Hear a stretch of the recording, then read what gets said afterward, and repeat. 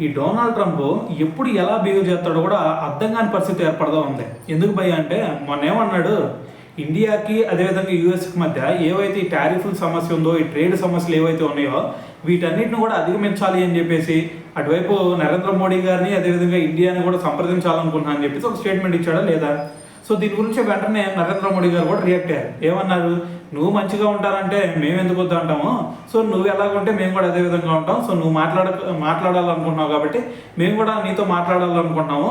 So మరి టారిఫ్లకు సంబంధించి ఈ ట్రేడ్కి సంబంధించి ఏవైతే ఇష్యూస్ ఉన్నాయో వాటన్నిటిని సాల్వ్ చేసుకుందాం అని చెప్పేసి ఇటువైపు నరేంద్ర మోడీ గారు కూడా సో దానికి సానుకూలంగానే స్పందించారు.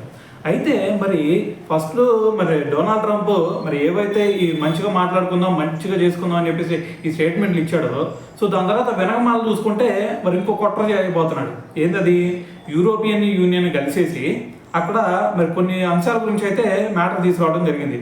వాటిలో భాగంగా ఏంటంటే మనకు వచ్చిన న్యూస్ ప్రకారం ఇండియా మీద చైనా మీద ఈ రెండింటి మీద కూడా ఇప్పుడు ఏవైతే 50% టారిఫ్ ఉందో ఈ 50%ని 100% చేద్దాం అని చెప్పేసి మరి అక్కడ యూరోపియన్ యూనియన్ని కోరాడు అనమాట.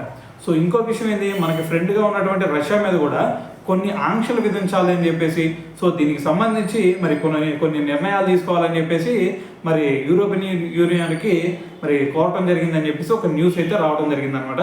సో మరి ప్రస్తుతం చూసుకుంటే చైనా మీద 30%, మన ఇండియా మీద చూసుకుంటే ఏకంగా 50% టారిఫ్ అయితే ఉంది. సో మరి ఈ విధంగా మరి ఒక పక్కనేమో మనతో సంప్రదింపులు జరుపుతామని చెప్పేసి మాట్లాడతాం, సో వెనకమాలకి వెళ్ళి మళ్ళీ యూరోపియన్ యూనియన్ దగ్గరికి వెళ్ళి అక్కడేమో 15 కాస్త 100% టారిఫ్లు పెంచుదామని చెప్పేసి చెప్పడం. సో ఈ విధంగా మరి ద్వంద్వ వైఖరిలాగా కనిపిస్తూ ఉందన్నమాట డొనాల్డ్ ట్రంప్ పరిస్థితి చూస్తూ ఉంటే.